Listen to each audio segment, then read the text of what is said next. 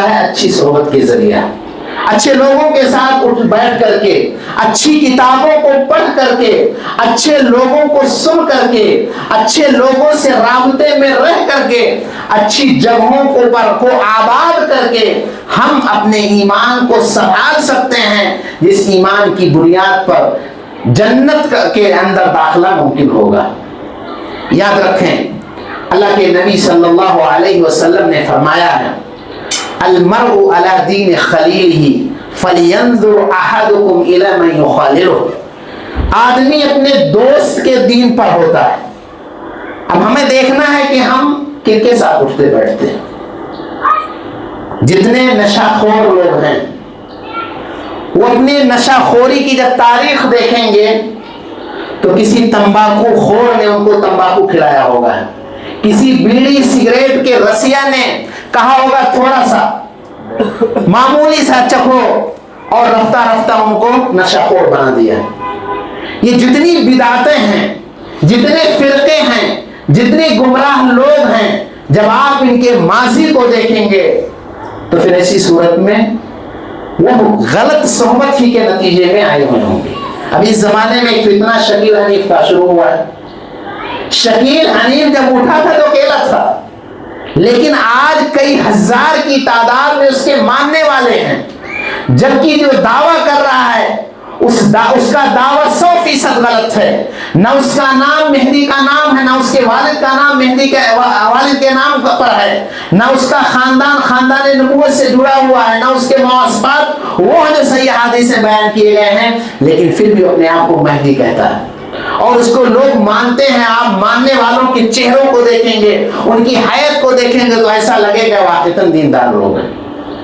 تو اس لیے غلط صحبتوں کا نتیجہ انتہائی خطرناک ہوتا ہے، لہذا غلط صحبتوں سے بچنا ہوگا۔ اسی لیے اللہ کے نبی صلی اللہ علیہ وسلم نے ایک حدیث میں بہت خوبصورت انداز میں فرمایا کہ اچھے ساتھی کی مثال عطر بیچنے والے کی ہے اور برے ساتھی کی مثال لوہار کی سی ہے۔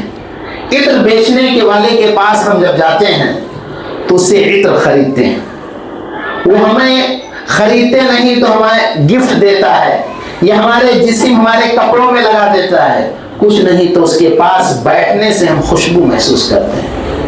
اچھے ساتھی کے ساتھ ہم رہیں گے تو ہمارے اندر کچھ خامی ہوگی تو اس کی اصلاح کرے گا، کیونکہ المؤمن مرآۃ المؤمن، مومن اپنے مومن بھائی کے لیے آئینہ ہے، اور آئینہ سچ بتلاتا ہے، وہ کبھی کسی عیب کو چھپاتا نہیں ہے۔ اللہ کے نبی صلی اللہ علیہ وسلم نے فرمایا لیکن اگر برا ساتھی ہے تو اس کی مثال لوہار کی سی ہے۔ لوہار کے پاس بیٹھنے سے نکلنے والی چنگاری کے ذریعے ہمارے کپڑے جل سکتے ہیں، ہمارا سفید جسم کالا پڑ سکتا ہے، اس کی بدبو ہم محسوس کریں گے۔ اس لیے برے لوگوں کی صحبت کے یہ سارے نقصانات یاد رکھیں۔ اللہ کے نبی صلی اللہ علیہ وسلم جن کی تربیت اللہ نے کی تھی، آپ صلی اللہ علیہ وسلم کی وفات تک اللہ رب العزت کی نگرانی میں آپ صلی اللہ علیہ وسلم رہے ہیں، اور تربیت ہی کا نتیجہ ہے کہ اللہ رب العزت نے کسی کے سہارے آپ کو نہیں رکھا۔ والد کا سایہ آنے سے پہلے اٹھا لیا، والدہ کا سایہ جب والدہ کے پاس آئے دائی حلیمہ کے پاس تو اسی دن کے بعد ان کا سایہ اٹھ گیا، عبد المطلب کے پاس آئے تو ان کا سایہ اٹھ گیا، چچا ابو طالب کی صحبت میں رہے، اور آپ صلی اللہ علیہ وسلم کی زندگی میں آپ کی 7 اولاد میں سے 6 کو آپ کی زندگی میں اٹھا لیا۔ مختلف قسم کی آزمائشوں سے اللہ رب العزت نے آپ کو گزارا تاکہ آپ توکل میں، آپ عقیدے میں، آپ دینی اعتبار سے، ہر اعتبار سے آپ پختہ ہو جائیں، آپ لوگوں کے امام بن سکیں۔ لیکن اس کے باوجود اللہ رب العزت آپ کو مخاطب کرتے ہوئے کہتا ہے سورہ کہف میں وَاصْبِرْ نَفْسَكَ مَعَ الَّذِينَ يَدْعُونَ رَبَّهُمْ بِالْغَدَاةِ وَالْعَشِيِّ يُرِيدُونَ وَجْهَهُ وَلَا تَعْدُ عَيْنَاكَ عَنْهُمْ تُرِيدُ زِينَةَ الْحَيَاةِ الدُّنْيَا وَلَا تُطِعْ مَنْ أَغْفَلْنَا قَلْبَهُ عَنْ ذِكْرِنَا وَاتَّبَعَ هَوَاهُ وَكَانَ أَمْرُهُ فُرُطًا۔ اے نبی، آپ اپنے آپ کو روکیے ان لوگوں کے ساتھ جو صبح شام اللہ کو پکارتے ہیں، صبح شام اللہ کو جو پکارتے ہیں ان کے ساتھ اپنے آپ کو روکیے، یہ پنج وقتہ نمازیں جو ہیں یا یہاں کی حاضری جو ہے یا ان مجالس کی حاضری جو ہے یہی بہترین صحبت ہے. آپ کو فرمایا اللہ تعالیٰ نے مخاطب کرتے فرمایا وَلَا تَعْدُ عَيْنَاكَ عَنْهُمْ، اپنی نگاہ ان سے مت ہٹائیے. یہ جتنے لوگوں کے ساتھ آپ کو اٹھنے بیٹھنے کے لیے کہا جا رہا ہے یہ آپ کی صحبت سے فائدہ اٹھانے والے ہیں. یہ ابو بکر ہیں، یہ عمر ہیں، یہ عثمان ہیں، یہ علی، یہ صحابہ ہیں کہ جن کو دنیا ہی میں اللہ نے جنت کی سرٹیفکیٹ دے دی. دنیا ہی میں اللہ نے ایک نہیں 4 دفعہ ان سے اپنی رضامندی کا اظہار کر دیا. دنیا ہی کے اندر اللہ رب العزت نے ایک نہیں بے شمار مقامات پر ان کی تعریفیں کی، خصوصی طور پر عمومی طور پر جنت کی بشارت دے دی. ایسوں کے ساتھ اگر نبی صلی اللہ علیہ وسلم کو اٹھنے بیٹھنے کے لیے کہا جا رہا ہے، ان سے نگاہیں نہیں پھیرنے کا حکم دیا جا رہا ہے، یہ اشارہ آپ کو نہیں بلکہ یہ اشارہ ہمیں ہے کہ ہمارا ایمان گھٹتا بڑھتا ہے، ہمارے ایمان میں کمی زیادتی ہوتی ہے، ہم حالات سے متاثر ہوتے ہیں. الارواح جنود مجندہ ما تعارف منها ائتلف ما تناکر منها اختلف کے تحت مزاج کی بنیاد پر، سوچ کی بنیاد پر، عادات و اطوار کی بنیاد پر، اپنے اور غیر کی بنیاد پر لوگ ایک دوسرے کے ساتھ اٹھنا بیٹھنا پسند کرتے ہیں. عبداللہ مسعود رضی اللہ تعالیٰ عنہ نے کہا تھا کہ لوگ ان کے ساتھ بیٹھتے ہیں، ان کو دوست بناتے ہیں جن کو پسند کرتے ہیں. غور کیجئے، ایک دفعہ ایک صحابی نے اللہ کے نبی صلی اللہ علیہ وسلم سے پوچھا قیامت کب قائم ہوگی؟ آپ صلی اللہ علیہ وسلم نماز پڑھنے جا رہے تھے، آپ نے نماز کی طرف توجہ دی، ان کو جواب نہیں دیا. نماز سے فارغ ہوئے تو آپ صلی اللہ علیہ وسلم نے پوچھا ماذا عددت لها، دنیا سے جانے کے بارے میں سوال تو کر رہے ہو لیکن جانے سے پہلے تمہاری تیاریاں کیا ہیں؟ انہوں نے کہا کہ میرے پاس زیادہ نماز روزے اور عبادتیں نہیں ہیں، البتہ میں اللہ اور اس کے رسول سے محبت کرتا ہوں. آج کل کی زبان میں اللہ اور اس کے رسول کا فین ہوں، انہی کو فالو کرتا ہوں، انہی کو اپنے عادات اطوار عبادات معاملات زندگی کے تمام شعبوں میں انہی کو اپنا ہیرو، انہی کو اپنا آئیڈیل، انہی کو اپنا مرشد قائد مانتا ہوں. اللہ کے نبی صلی اللہ علیہ وسلم نے کہا المرء مع من احب، قیامت کے دن آدمی انہی کے ساتھ ہوگا جن سے وہ محبت کرتا ہے.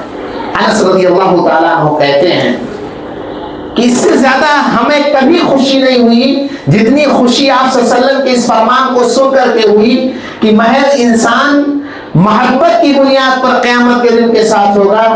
تو میں اللہ کے نبی اللہ اس کے رسول سے ابو بکر عمر عثمان سے محبت کرتا ہوں، اگرچہ میرے اعمال ان کے اعمال کی طرح نہیں، لیکن اس محبت کی بنیاد پر رب سے امید ہے کہ قیامت کے دن کے ساتھ ہوگا.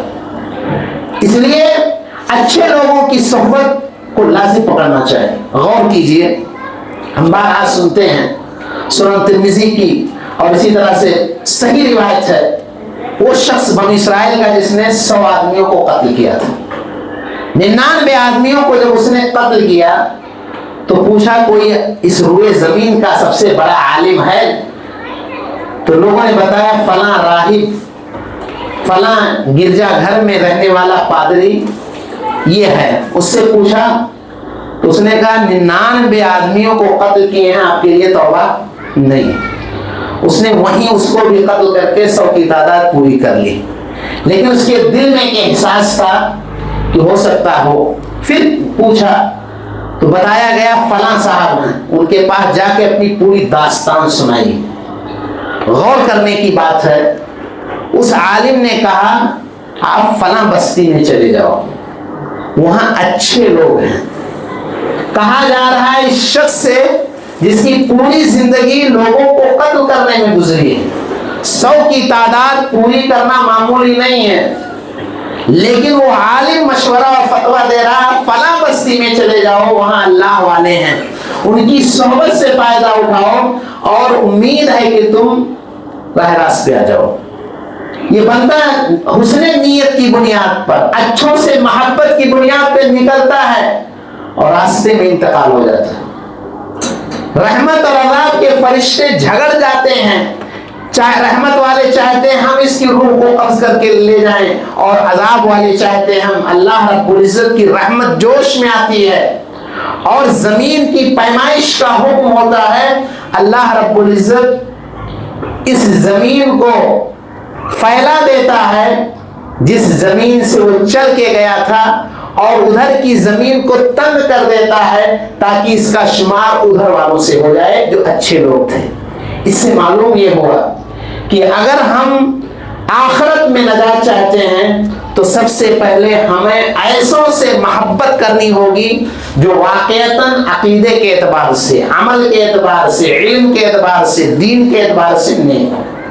اسی طرح سے جس طرح ہم اپنے جسم کے علاج کے لیے فیملی ڈاکٹر رکھتے ہیں، ایسے روحانی علاج کے لیے، دینی احکام و مسائل کو جاننے کے لیے، ایمان کو تازہ کرنے کے لیے ایسے لوگوں سے رابطے میں رہنا ہوگا، چاہے 5 وقتہ نمازوں کے ذریعہ، چاہے دروس و محاضرات کے ذریعہ، چاہے خطبہ جمعہ کے ذریعہ، یا ایسے قابل اطمینان علماء سے رابطے کے ذریعہ، تاکہ ہم آن لائن ہی صحیح ان سے رابطے میں رہ کر کے اور ان کی اچھی صحبت سے فائدہ اٹھا سکیں۔ یاد رکھیں یہ معاملہ انتہائی حساس ہے کہ اگر ہم نے اچھوں کی صحبت اختیار نہیں کی، آج کتنے بچے بگڑ رہے ہیں، کتنی بچیاں مرتد ہو رہی ہیں، اسکولوں اور کالجوں میں ایسے ایسے کیسز آتے ہیں، والدین دیندار ہیں، والدین پرہیزگار ہیں، والدین 5 وقتہ نمازی ہیں، ایک بچی جاب کر رہی ہے تھانے میں یا ایسی جگہوں پر، بچی کا ساتھی جو ہے شیعہ ہے، رافضی ہے، صحابہ کو گالیاں دینے والا ہے۔ غلط صحبت کا یہ نتیجہ ہوا ہے کہ وہ تمام تر نصیحتوں کے باوجود، تمام تر ان کی خرابیوں کو بتانے کے باوجود وہ بچی بضد ہے کہ ہم ان کے ساتھ شادی کریں گے۔ غور کیجئے، اس غلط صحبت کا نتیجہ یہ ہوا کہ اللہ اس کے رسول و صحابہ سے محبت کرنے والی بچی غلط صحبت کے نتیجے میں گالیاں دینے والوں کے ساتھ رہ کر کے، اور آئندہ کیا حشر ہونے والا اللہ ہی بہتر جانتا ہے۔ تو اس لیے آج اسکول کے ذریعہ، ہاسپٹل کے ذریعہ، جاب کے ذریعہ، مختلف ذرائع سے آن لائن آف لائن اچھے خاصے پیسے خرچ کیے جاتے ہیں تاکہ لوگوں کے عقیدے کو، لوگوں کے ایمان کو اچکا جائے اور ان کے دین و ایمان کا سودا کیا جائے۔ اور اسی زمانے سے متعلق اللہ کے نبی صلی اللہ علیہ وسلم نے فرمایا تھا کہ فتنے بہت زیادہ ہوں گے، تاریک راتوں کی طرح سے ہوں گے، بندہ صبح مسلمان ہوگا شام میں کافر ہو جائے گا، شام میں مومن ہوگا صبح کافر ہو جائے گا، چند ٹکوں کے عوض اپنے دین و ایمان کا سودا کر لے گا۔ اس لیے ضرورت ہے کہ ہم جن کے ساتھ اٹھتے بیٹھتے ہیں، جن کو سنتے ہیں، جن کو پڑھتے ہیں، جن کو دیکھتے ہیں، صبح شام جن سے ہمارا واسطہ اور تعلق ہوتا ہے، ان کے سلسلے میں بھی غور کر لیں۔ کیا ایسا تو نہیں کہ ان کے 2 چہرے ہیں؟ کیا ایسا تو نہیں کہ ہم سے قربت، ہم سے محبت کے اظہار میں وہ ہمارے عقیدے، ہمارے ایمان اور ہمارے فکر کو چینج کرنا چاہتے ہیں؟ اس لیے کہ یہ معاملہ بہت ہی نازک و سنگین ہے۔ اگر ہم نے اس سلسلے میں دانشمندی کا ثبوت نہیں دیا تو حقیقت میں ہماری اولاد بگڑ سکتی ہے، ہمارے بچے بگڑ سکتے ہیں، ان کے دین و ایمان کا سودا ہو سکتا ہے۔ غور کیجئے، مودودی صاحب نے یا ان جیسے لوگوں نے صحابہ کرام کو کٹہرے میں پیش کر دیا، ان کے سلسلے میں گفتگو کی، ان کے ایمان کو توڑنے کی کوشش کی اور ان کے آپسی اختلافات کو ہوا دینے کی کوشش کی۔ آج ہمارے نوجوان جو ایسی فکر کے ساتھ دیتے ہیں، آج وہ بھی صحابہ کرام پہ گفتگو کرتے ہیں، آج وہ بھی صحابہ کرام کو کٹہرے میں پیش کرتے ہیں، آج وہ بھی صحابہ کرام کی عیب چینی کرتے ہیں، جن کے سلسلے میں اللہ کے نبی صلی اللہ علیہ وسلم نے کہا کہ صحابہ کو تکلیف دینے والا مجھے تکلیف دے رہا ہے، اور مجھے تکلیف دینے والا اللہ کو تکلیف دے رہا ہے، اور اللہ کو تکلیف دینے والا اللہ کی فقر سے بچ نہیں سکے گا۔ تو اس لیے ان تمام ناحیوں سے غور کرنے کی ضرورت ہے، کیونکہ آج کا زمانہ پہلے زمانے کی طرح نہیں ہے۔ آج ایک انسان اکیلا ہے لیکن پوری رات وہ کن کے ساتھ ہے نہیں معلوم۔ ایک بچہ ہمارے ساتھ کھا رہا ہے لیکن اس کے کان میں لگی لیڈ کس کے ساتھ گفتگو کر رہی ہے, کس کو سن رہی ہے, کس کو ساتھ دے رہی ہے, کس کے عقید و فکر کو اپنے ذہن و دماغ میں بٹھا رہی ہے, میں نہیں معلوم. ہمارے بچے جو یہ کارٹون دیکھ رہے ہیں, ہم یہ سمجھتے ہیں کہ گھر کا ماحول پرسکون ہے, لیکن اس کارٹون کے ذریعہ, اس کارٹون کی صحبت کے ذریعہ ان کے عقیدے پر, ان کے فکر پر, ان کے منہج پر, ان کے دین پر کیسا برا اثر پڑ رہا ہے, یہ ہمیں نہیں معلوم ہے. اس لیے یہ اس معاملے کی حساسیت کو اور سنگینی کو سمجھنے کی ضرورت ہے. اگر ہم نے نہیں سمجھا, رب کعبہ کی قسم بہت دیر ہو جائے گی. جب چیزیں پختہ ہو جاتی ہیں, عمارت کئی منزلہ تعمیر ہو جاتی ہے, تو بنیاد کی کجی کو اور بنیاد کی کمی کو دور کرنا آسان نہیں ہوتا ہے. عمارت کو منہدم کرنے سے بھی فائدہ نہیں. جب معاملہ یہاں تک پہنچ جائے گا تو عین ممکن ہے کہ جس طرح سے حضرت نوح علیہ السلام کے گھر میں کنعان پیدا ہوتا ہے, لوط علیہ السلام کی بیوی نافرمان ہوتی ہے, نبی صلی اللہ علیہ وسلم کے چچا ابو طالب بھی آپ کی بات نہیں مانتے. اس لیے اچھی صحبت کا نتیجہ جاننے کی ضرورت ہے. دو مثال کے ذریعے میں اپنی بات ختم کروں گا. اللہ کے نبی صلی اللہ علیہ وسلم کے چچا ابو طالب, جو اللہ کے نبی صلی اللہ علیہ وسلم کی دعوت کے لیے بہت مضبوط پہاڑ تھے. آپ صلی اللہ علیہ وسلم کو گھریلو طور پر اگر خدیجہ سے سہارا ملتا تھا, تو بیرونی طور پر ابو طالب آپ کے لیے بہت بڑے سہارا تھے. لیکن ابو طالب کہ جب مرض الموت کا وقت آیا, اللہ کے نبی صلی اللہ علیہ وسلم نے انہیں پیش کیا کہ آپ لا الہ الا اللہ کہہ دیں, ہم اس کے ذریعہ قیامت کے دن آپ کے سلسلے میں رب کی بارگاہ میں درخواست کریں گے. یہ ابو طالب اپنے اشعار میں یہ برملا کہا کرتے تھے کہ محمد صلی اللہ علیہ وسلم کا دین روئے زمین کا سب سے بہترین دین ہے. لیکن لوگ کیا کہیں گے, بعد میں لوگ ہمارے بارے میں کیا باتیں کہیں گے. وہاں موجود ابو جہل اور عبداللہ بن امیہ جیسے لوگوں کے کہنے کے نتیجے میں, بری صحبت کے نتیجے میں وہ کہتے ہیں میں عبد المطلب کے دین پر مرنے جا رہا ہوں. اور اللہ کے نبی صلی اللہ علیہ وسلم نے فرمایا کہ جہنم میں سب سے ہلکا عذاب ابو طالب کو ہوگا کہ جہنم کی آگ کی جوتی پہنائی جائے گی جس سے دماغ کھولا ہوگا. یہ جہنم کا مسئلہ, یہ قبر برزخ میں عذاب کا مسئلہ, اسے ہمیں ہلکے میں نہیں لینا چاہیے. نہ جانے کتنے ہزار سالوں سے فرعون اس کے لشکر روزانہ صبح شام جہنم کا مزہ چکھ رہے ہیں, جس کو اللہ نے قرآن میں صاف طور پہ بیان کیا. جتنے بھی صنادید قریش جو بدر کے کنویں میں ڈالے گئے یا ویسے بھی مرے, اس وقت سے لے کر اب تک ان کو عذاب ہو رہا ہے. اس لیے معاملے کو سنگین ہلکے میں نہیں لینا چاہیے. اسی طرح سے اللہ کے نبی صلی اللہ علیہ وسلم کی ایک صحبت کا فائدہ یہ ہوا, حدیثوں میں آتا ہے کہ ایک یہودی جوان آپ صلی اللہ علیہ وسلم کی خدمت کیا کرتا تھا, آپ کی صحبت سے بہت متاثر تھا. چنانچہ وہ بیمار ہوتا ہے, اللہ کے نبی صلی اللہ علیہ وسلم اس کی عیادت کے لیے اپنے صحابہ کے ساتھ جاتے ہیں. اس کے حالات دیکھنے کے بعد آپ کہتے ہیں نوجوان ایمان لے آ.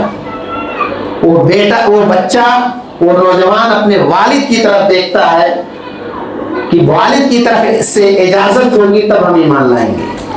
والد نے کہا اطیع ابا القاسم صلی اللہ علیہ وسلم, مجھے کیا دیکھتا ہے, نبی صلی اللہ علیہ وسلم کی اطاعت کر.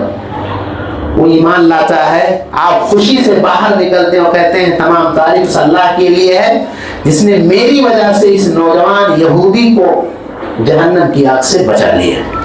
تو اس لیے ایمان کی عظمت کو اگر ہم سمجھتے ہیں اور یہ جانتے ہیں کہ قیامت کے دن قدردانی اسی کی ہے, اس کے علاوہ کسی چیز کی نہیں ہے, تو اسے بچانے کے لیے اچھی صحبت اختیار کرنا اور بار بار اس میں لگے وائرس کو چھانٹنا اور اسی طرح سے مسلسل اس پر قائم اور دائم رہنا یہ ضروری ہے. اللہ رب العزت سے دعا ہے کہ اللہ العالمین تو ہمیں اچھے